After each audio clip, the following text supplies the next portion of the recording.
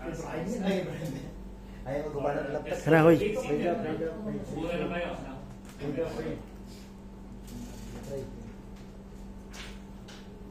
Okay, so before we start, let's acknowledge that the source of our wisdom today. Let's put ourselves in the presence of God. Father, again, we come in favor and we wanted to offer this training, but beneficial things that we need to offer to you today, O God. And we ask you to bless each and every one of us. Give us the wisdom, Lord, that we need, Lord, so that we can easily absorb and probably, Lord, use the things that we can learn today, Lord, God, in the future, Lord. Lord, we thank you and acknowledge your presence today, Lord. Please bless every topics that we are going to tackle and cover today, Lord, God. All these things we ask in Christ our Lord. Amen. Okay? Okay.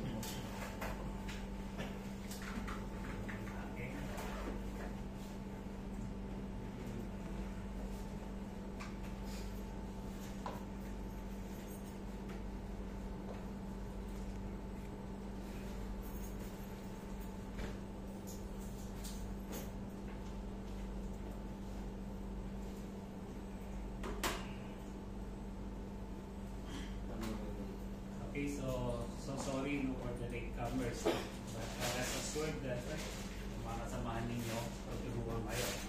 No? So catch up na lang kayo. So far we have, this is our day number 5 to be today. Day 1, day 2, day 3, day 4. I've been so productive. So kung may mga questions kayo regarding sa mga previous topics natin, anong yun na rin yung mga expert nyo. So, nandito sila para tulungan. That's si Dervaya, si Jordy, si JP, si Boss Charlie. Okay? So, now this is the ultimate goal for today's lesson is about how to navigate doon sa tinatawag natin integrated development environment, or known as IDE. Okay. Yung IDE natin is actually the interface, no, that allows us to communicate with our Arduino board. So kung wala yan, hindi tayo makaka-talk, hindi tayo makaka-communicate sa Arduino board natin. Okay? So yun yung IDE na dinadownload natin sa laptop natin. Okay? So before tayo mag-proceed, imagine nyo yung sarili ninyo. No? Actually, nangyari sa akin dati ito. No? Again, yung kwento ko. Imagine, halimbawa, one day, yung boss nyo nagtatanong, gusto ko gawin nyo yung ganito, i-automate nyo. Okay? And then, suddenly, nagpula sa isip ko, natutunan ko paano gumawa ito. So, di ba mas advantage sa inyo yun? Sir, volunteer ka ngayon. Sir, ako gagawa niyo, sir, dahil may alam ako. So, that means, lumalabas kayo, stand out ka sa crowd. So, pag stand out ka sa crowd, anong i-expect mo? So, number 1, makikilala ka. So, lalo na sa atin, sa ibang department, wala. Meron tayong natawag na may best employee na tayo ngayon. Okay? So, isa sa mga criteria, actually, nung pinili ko, isa sa mga criteria tinatawag na technical skills. Okay? So, stand out ka ba sa technical skills? So, yung tanong mo doon. So, pag hindi ka stand out sa technical skills, most likely, less chances na mamipili ka. Okay? And then yung ability nyo to troubleshoot, install, maintain, and so on and so forth. Okay? So, lamang ka pag meron kang extra skills. So, kaya natutuwa ako, no? Kahit na mga latecomers, and then actually, gumagano na sa binubran yung ano natin. Tama na rin ginagawa natin na natututo. Actually, tinanong ko kayo mga CCTV. Sabi niyo, narinig ko, may mga training kayo. Most likely, kung marunong na talaga kayo gumawa ng sarili ninyo, may mga output na kayo. So, simple siya, pero the moment na in-harness nito, in-polish nito, sooner or later, talagang makagawa kayo ng sarili niyo. Okay, makakagawa kayo. So ngayon, pag-uusapan natin yung IDE. So, ano yung IDE na yun, no? IDE stands for Integrated Development Development Environment. Now, this is the platform na pwede natin na inaalaw tayo mag-communicate sa sa Arduino board. Ang tanong, paano natin ino-operate yung tawag na yung IDE natin? Okay? So, medyo advanced na itong na-open ko. Isa pala.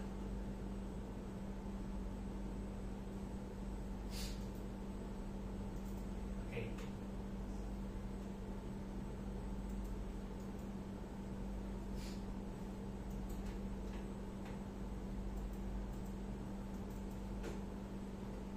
So, ito yung IDE board natin, ay yung IDE platform natin. No? Sabi natin, para makakommunicate tayo sa Arduino board. No?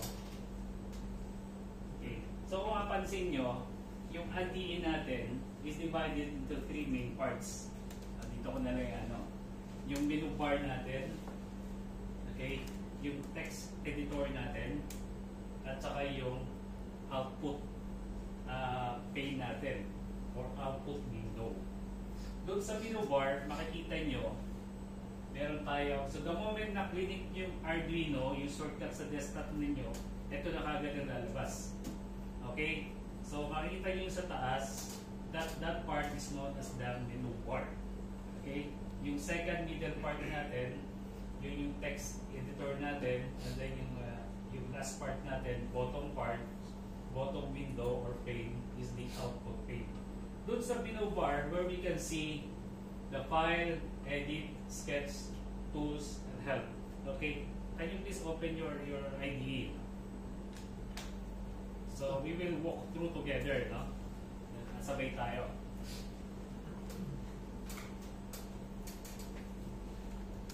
So sa actual tayo no? Magdi-discuss.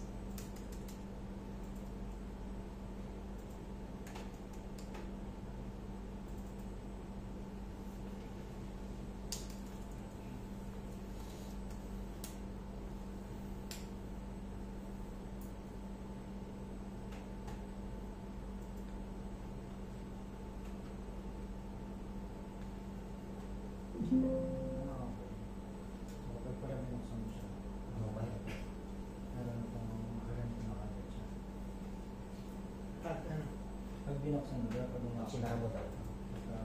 Okay. Hindi, magawa ka niyo. Ano yung makikita natin sa file, no? Yan. So makikita natin sa file, dito muna tayo. Kita ba yun sa file? Yung TV expert, sir, paano ba tatanggal yung SDMI? Wala remote dyan. Anyway, tingnan nyo yung file, di ba? Pag click nyo yung file, makikita nyo yung drop-down menu. Okay? Drop-down menu. For example, may program ka rito, no? Ano yun, may program ka rito. May program ka rito, ganyan. Yan yung program mo. Okay. Let's say, gusto mong palitan yung IDE mo. Ibig sabihin, gusto mo yung another blank IDE. Gusto mo magsimula dahil halimbawa sa dami na kaysa sa mag-delete ka, gusto mo magkaroon ng bagong page. Okay? Parang Excel o parang Word, di ba? Nag-ano tayo, new, gano'n? So, pag-new file. So, pag-click mo yan, may makikita ka daw new sketch. Actually, yung program, ang tawag din doon, sketch. Okay? So, sa mga Arduino programmer, tawag nila sketch. Hindi siya program. Kasi pag nilagay mong program, minsan, pwedeng Python or other languages. So, sketch, that means that's for Arduino. So, click mo lang yan, makikita mo, magkakaroon ka ngayon ng bagong page. Okay? Ngayon, anong mangyayari dun sa dulo? Ay yung una mo na open. Hindi siya mawawala. Unless na ayaw mo na yon, pwede mo na lang i-X siya. Pwede mo na siyang i-X. Okay? Then, don't save. Kung ayaw mo, then there you go, meron kang bagong page. So magsisimula ka ulit. So yan yung new sketch. Okay? So still under file, makikita niyo yung open. Open, that means if you wish to open your old program or your previous program or unfinished program. Okay? Just simply click open. Okay? And then you will see your previous programs or saved programs. Okay? So ito na yung mga program na ano ko, na nagawa ko. Halimbawa, ito, Somoro. Open ko siya. Then open. Then, there you go. May Somoro. Pag in-open ko siya, and then, makikita nyo ngayon, yun yung program na ginawa ko sa Somo robot ko. Okay? Kasi siya. So, huwag mo na yan, no? Okay? So, ganyan lang siya. Okay? And then, if you wish to escape or simply disregard X, and then you will come back to your blank or previous IDE environment. Okay? Or open reset, meaning that the new one that you had opened previously. Ito makikita nyo pag click yan. So, ito yung latest na na-open ko, di ba? Yes, sir. Yung Somoro final. Okay? And then, and so on and so forth. Okay? Now, don't worry, no? If you want to practice more, no, without a teacher or without a mentor, you will see a lot of examples here. So, Open reset. Yan, open reset. Ginawa mo naman. example, it means ready-made program. Ayun, ginawa mo. Ready-made program. Like for example, let's find the basic one, which is the blink. You see? Pag in-open ko yung blink na yan, makikita niyo yan, yan na yung blink program. Okay? Yun na yung blink program. You see? Yung ginawa natin, sir. Basic, ano? Yan na yung blink Basic program. tapos may lalabas ng link. Ayan. Oh, yan. Okay? And a lot more. Diba? Sige. Pinindot mo? Balik tayo. Okay, file. And then, examples. So you will see a lot of examples here. Sensors, and so on and so forth. That means ready-made program for your practice. Ito yung ginawa natin dito pala. Ano? Yan, yung link na yan. Okay? Ano, red. Tapos, Yung program ko muna, wala na tapos yung siya. output mo kung Yung, Binigay yung program sa akin. hindi ko alam kasi Pin bago mode, di lang ba? ako Tapos to sabihin eh. mo ngayon. Kaya nang bago na. Ano, baka nandun sana. Mas maganda nga muna eh. Okay?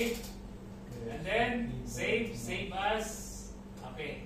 Here is the one thing very important, yung preferences. Okay, anong magagawa mo dito sa preferences? Say for example, masyadong malaki sa YouTube itong mga letters. O kaya masyadong maliliit.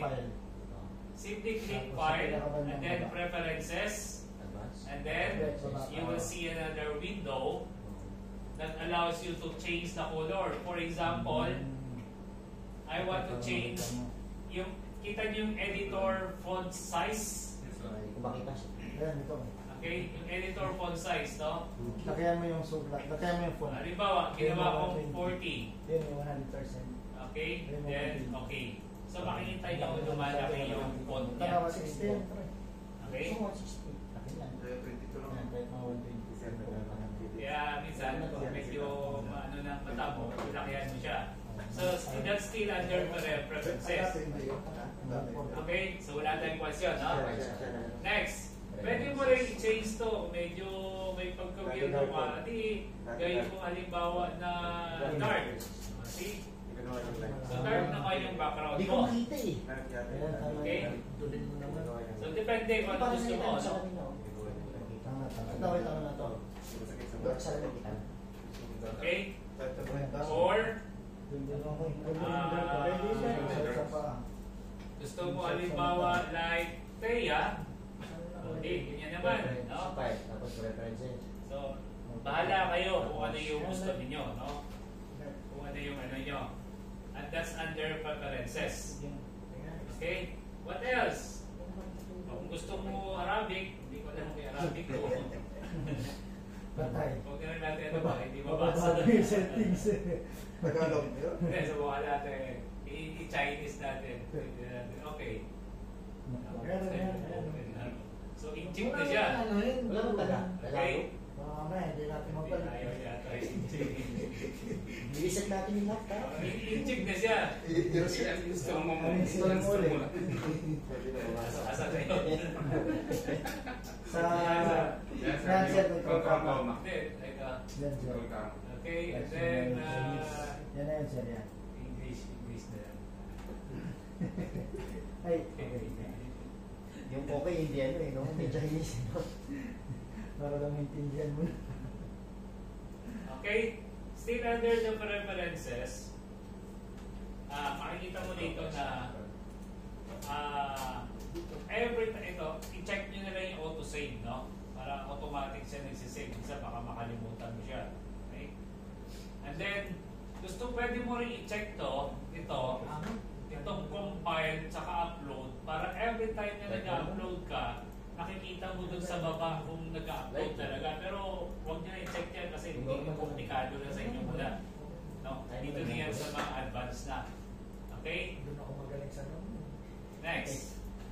How about the edit? Okay?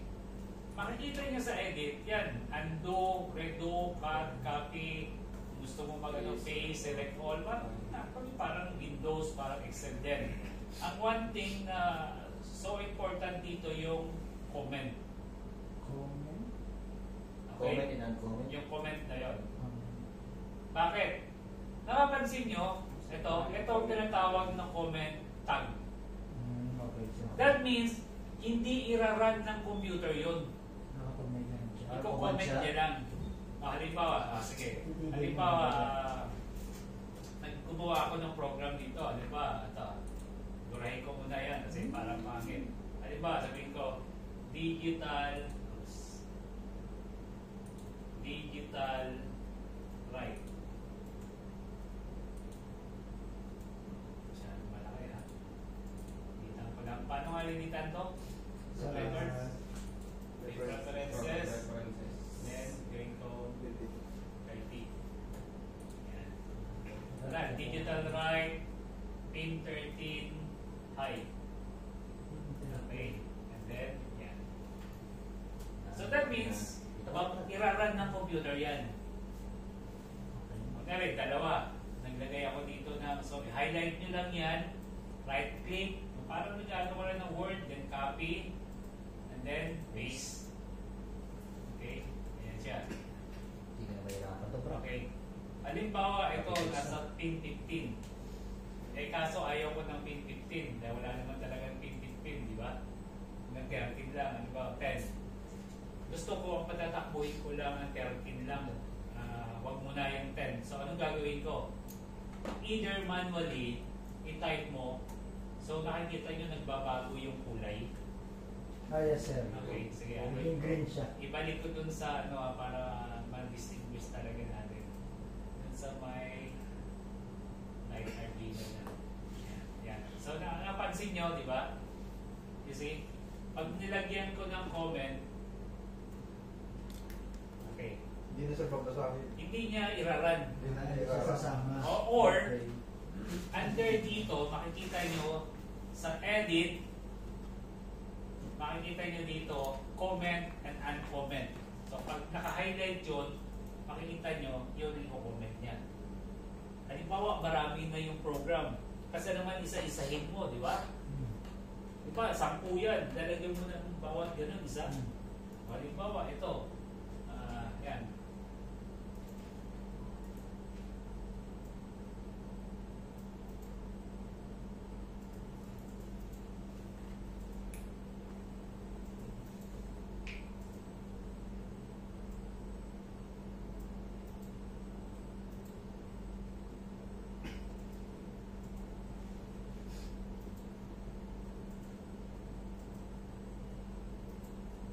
Di Halimbawa yan. Okay? Di ba masyado namang laborious kung matrabaho na isa, dalawa, di ba? Kung marami yan. Anong gagawin mo?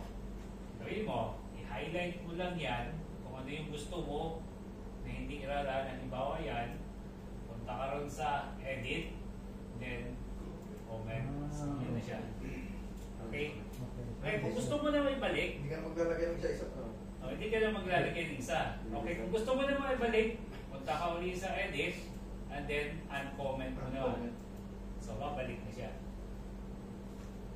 Okay, now, ano pa rin ang serbi ng comment na yon? Halimbawa, ito, Digital 13 High. Gusto mo siya i-describe. Ano ba yan? So, lagyan mo siya ng comment. Para hindi niya i-run. Kasi the moment na naglagay ka dyan, halimbawa, to light LED at pin 13. See? Tingnan mo pag nirun mo yan, anong mangyayari? You see? Error. Bakit kaya? Dahil doon sa tulay. Dahil binasa niya, Sa yun. akala niya part ng program. Okay? So, ano ang gagawin ko para hindi siya maging part ng program? Yun ang gawin mo siya yung comment. Okay, very good. Saan mo ilalagay? Sa kaliwa, sa kanan? Kaliwa. Dapat always at the beginning. Yung gusto mong hindi niya i-run. Sa Kaliwa. bago to, ano? Ha? Bago sa digital. Dito. Sa Dito ba? Ayan. Oo. Sabay to. Kailangan mag-iba yung kulay niya. O, see? Sa beginning, Ngayon, sa beginning ng Para lesson. yung tulay, ayun lang ang magawa. Oo. Lagi sa beginning ng So, lesson. ngayon, Kumbaga, sir, magiging, kung sakali lang, Kap- para kap- magiging kap- ano ba lang siya, oo. o kasi, Magiging parang remarks mo tong correct. kung sakali. Kasi madaling mag-troubleshoot. Hmm. Ano ba to? Hmm. Lalo na kung marami na yung program. Ano ba yan? Ano ba siya? Ano bang function nito? Anong purpose nito?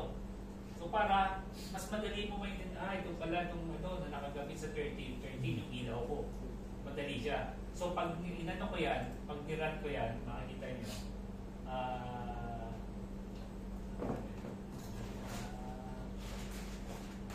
Ito, tingnan mo, ano pang error ko? Kasi ito, nalagyan ko ng comment yung band bracket ko. Dapat wala yan.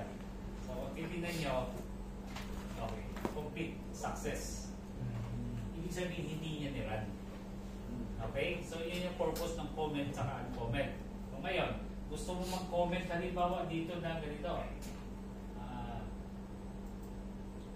This is my first Arduino program. Tatakbo ba yan? Hindi. I mean, maging successful kaya yung uploading mo sa sa Arduino board mo. Tingnan natin. See? May error ka. Why? Kasi kinonsider niya ngayon na, oy, part pala ng program yan. Eh, bakit ganito yan? Anong ibig sabihin nito? So since it's not part of the program, it's just your comment for future, for kind of sort of description of your program. So lagyan mo siya ng, okay, lagyan mo siya ngayon ng Comment. comment dito. Okay?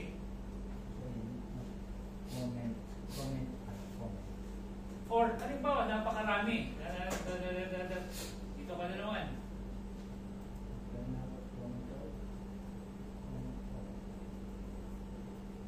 Anong gagawin mo? So, bawat linya, lagi naman comment. So, meron isa pa na tinatawag na isang ganyan, tapos asterisk. Again, i-close mo siya. And then, okay. So, ibig sabihin, yun lang ang hindi niya kasi, halimbawa, di ba kanina, tingnan nyo ito sa sample, no? Example, sabi yung basic, then read. Kita mo, bago niya i-run yung program, i-describe niya muna yung program niya.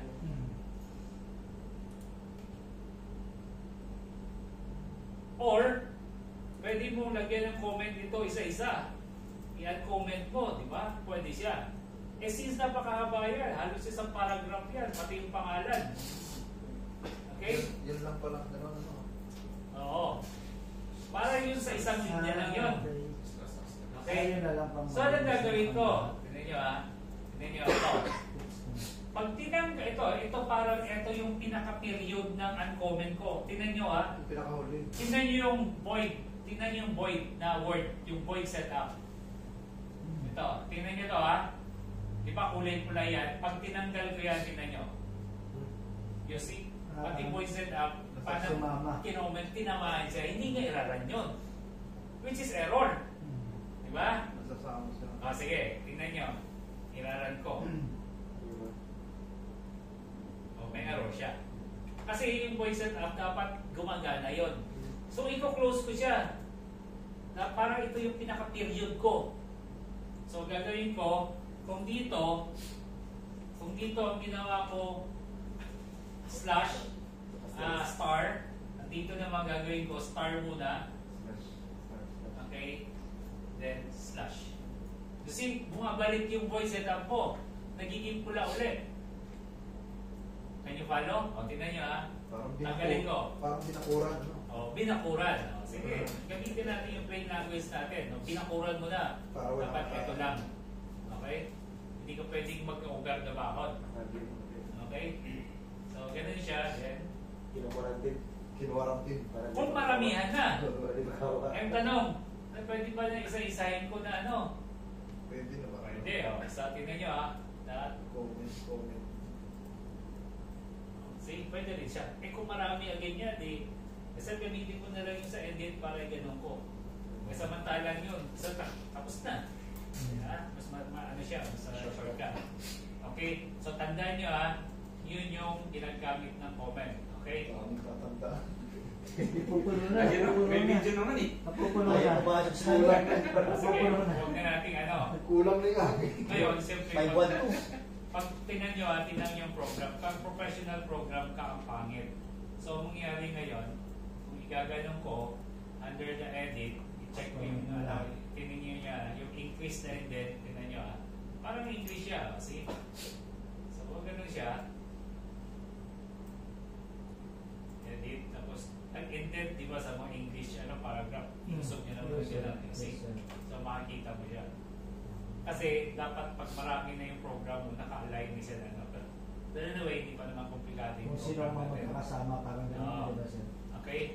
Now, itong sketch na to, verify, upload, ito na yung equivalent niya. Mamaya i-discuss ko sa inyo yung sa under sa menu pa rin. Kaso ito ang pinaka-importante natin, yung tools. I-click nyo yung tools na yan. Tapos, tingnan nyo, siguraduhin nyo yung board nyo, Arduino, kasi maraming board. Yan, no? You see? Yes sir, dami nga. Tingnan nyo, ha? Pinalitan ko ngayon yung ano ko. Ito yung Arduino board ko. Yan. Sabi na po ng wifi. Okay. Hindi Yan. Dami. So, ang program ko, tama, ha? Subukan ko i-download. I-download natin. Oops. Fail uploading, no port. Okay, you see? Anong error mo? No port. Okay, pumunta ka uli ng tools. Tignan mo yung port ko. Naka-check ba yung COM ko? Naka-check wala.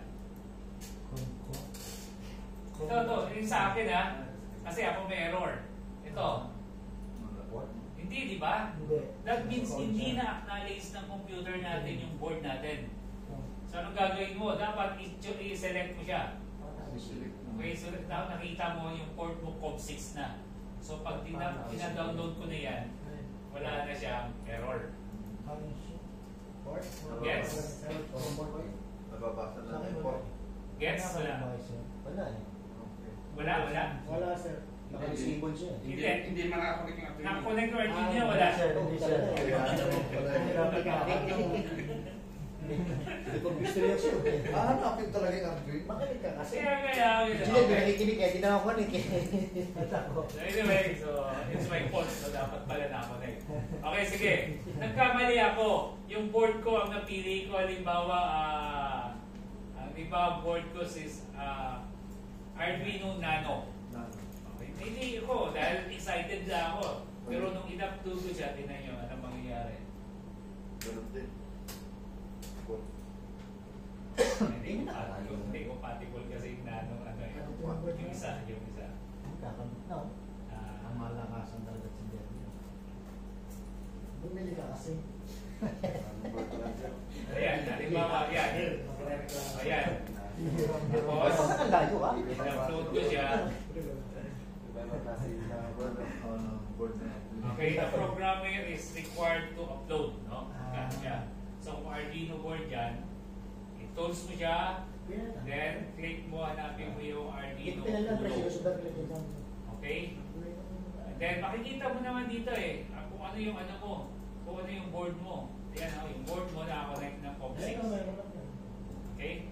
And then, pag in-upload ko yan, Kaya mo, sabi siya kukulit na nakikinig. okay. Oh, pwedeng COM 5, pwedeng COM 4, pwedeng COM 3, hindi tayo uniform. Oh. Kailangan may port ka. Sabi ko yan, di mo. Okay? So again, ang tatandaan nyo lang sa files, sa edit, na ano naman siya, sa sketch, wala sa ito ang problem, itong help pag may babasahin ka lang, ano ba yung ano, getting started, environment. Okay? Ang pinaka-importante rito, yung tools sa mga. Okay? May question wala? Okay? May question wala? Okay, now, anong ibig sabihin itong check? Alin sir? Ito. Dito pa rin tayo under menu. Tingnan di ba? Tingnan natin di ba? Okay. Kung start na yun. Anong difference itong check tsaka itong arrow to the right? Check. Upload sa yung araw to tayo. Okay, ganito yan. Ang arrow to the right, unang bagay, ang arrow to the right, hindi mo malalaman kung ang program mo tama o mali. Tingnan mo, hindi nakalagay yung aking board. Okay? Gusto ko lang i-check yung program ko. Tingnan nyo, kung i-click ko yung arrow to the right without my Arduino board connected, anong ano niya? Error ako. Hahanapin niyo yung board ko.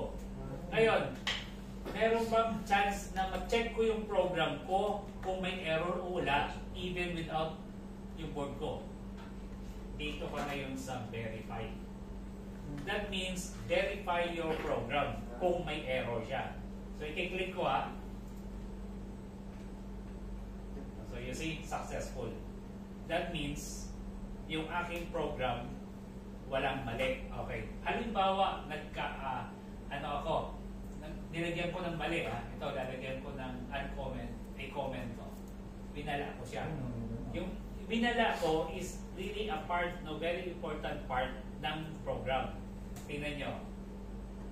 Pag i-verify ko siya, anong mangyayari? You see, may error ako.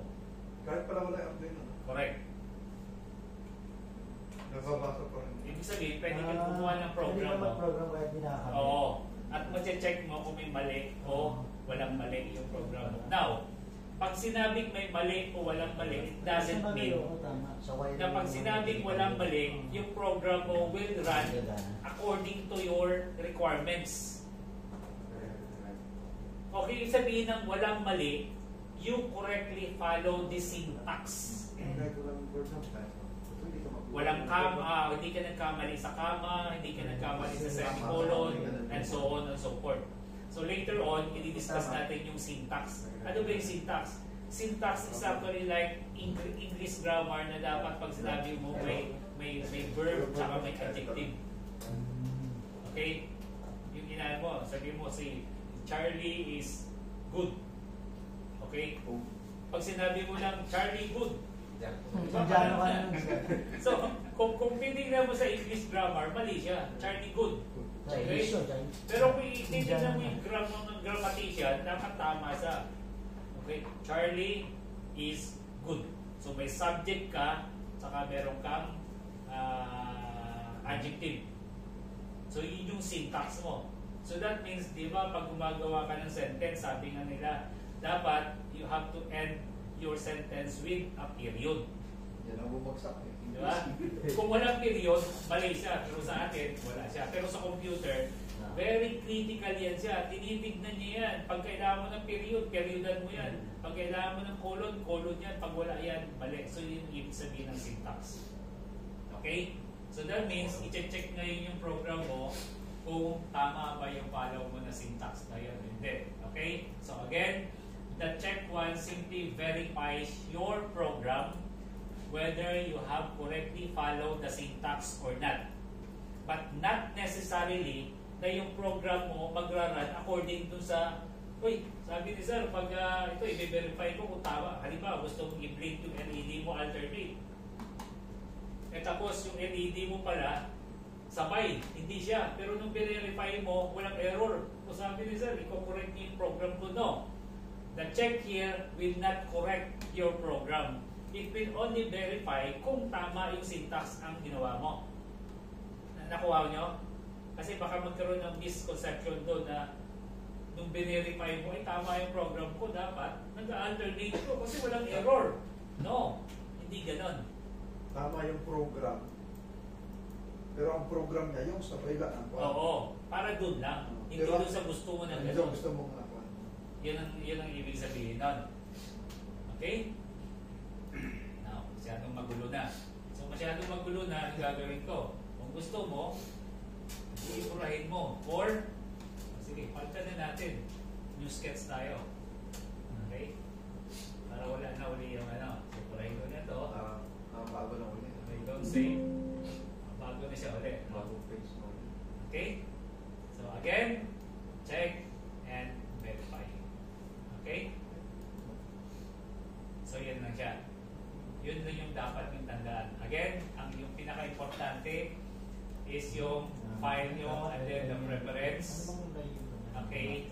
Then tools, and then your board mo, and then your port. Okay, now, let's go now to the syntax. Ito na to, importante ng syntax. Basically, when you open your IDE, automatically, it will give you the two most important part or functions of Arduino. Yung tinatawag natin ng void setup at saka void loop. Now, laging nandyan yung program ninyo na void setup sa void loop. Ang ibig sabihin ng void setup, like yung pin, di ba meron tayong pin na input saka output. Kailangan isi-set up mo yung pin na yon. Ano bang gusto mo sa pin? Input or output? Okay. Tsaka ako na-explain kung bakit void, bakit hindi go? Bakit hindi away? Bakit void? From the word void, Correct. na? Eh, Hindi, it's okay, no? From the word void, ibig sabihin, Iiwas niya. void is, hindi mo kailangan mag-return sa akin ng value. Iiwas No? niya. So medyo malalim na sa programming yun. So huwag niyo muna antindihin yun. Basta importante, may makita kayo ng void setup. Second, ang void setup is always has a beginning. Ito beginning what? A curly bracket. Okay? Or curly brace. Curly. Okay? Curly. And a closing Bracket. and a closing curly bracket. Yan ang kailangan Laging mo- partner yan. See, tingnan nyo ha. Pag nilagay ko yung cursor ko rito, tingnan nyo ha. Pag nilagay ko yan, alam mo na itong partner niya. Pag biblink sa... Diba? Try mo, try mo. Pag nag-blink yan, tingnan mo yung closing niya. Pag kiniklик mo sa mic mo. Diba? Tingnan nyo. Para sila. Dadagdagan ko siya ha. Dadagdagan ko siya. Tingnan nyo, ano mangyayari?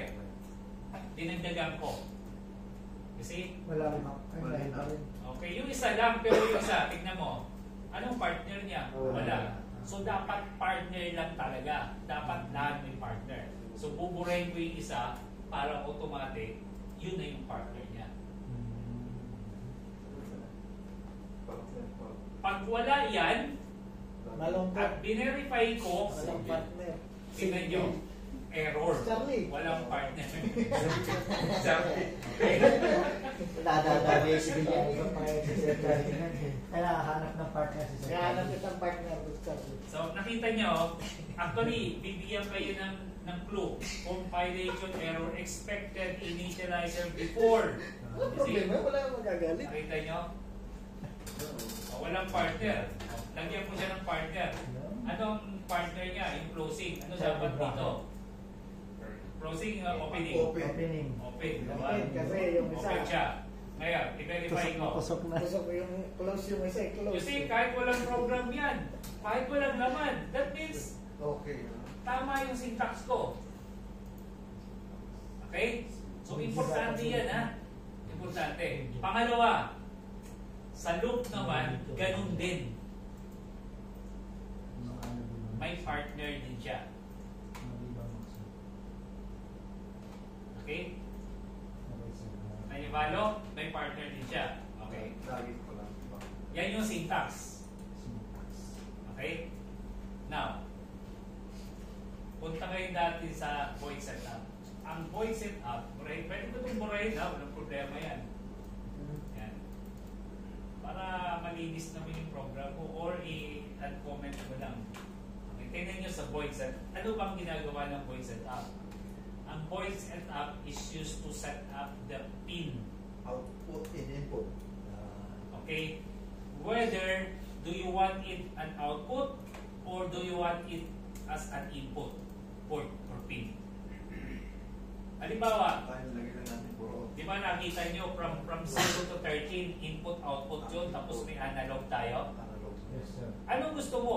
Dentistry. So gagawin mo ngayon, ita-type mo pin, May iba analog. tinan mo pin mode, then open, close, parentheses naman yung long dan. Okay, ang sa loob, ilalagay mo anong bang pin ang gusto mo na gagamitin. Halimbawa, pin 13. Okay, then separated by a comma. Ano gusto mo sa pin 13?